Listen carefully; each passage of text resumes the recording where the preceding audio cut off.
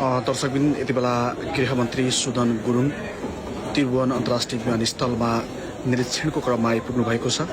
करिब यो बेलुकाको 9 बज्ने लाग्दा यति बेला हामी यो त्रिभुवन अन्तर्राष्ट्रिय विमानस्थलमा गृहमन्त्री सुदन गुरुङले छट्के हानिरहेको यहाँको अवस्था जाँच गरिरहेको दृश्य तपाईलाई देखाइरहेका छौँ।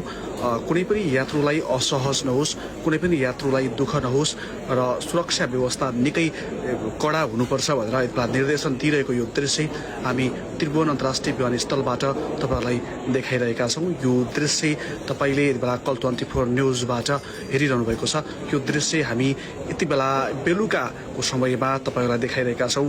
एक्सनमा गृहमन्त्री सुदन गुरुङले यसरी छड्के हान्दा यति बेला त्यहाँको प्रशासन भने निकै चनाखो बनेको देखिन्छ। यो दृश्य हामी कल 24 न्युजबाट देखाइरहेका छौँ।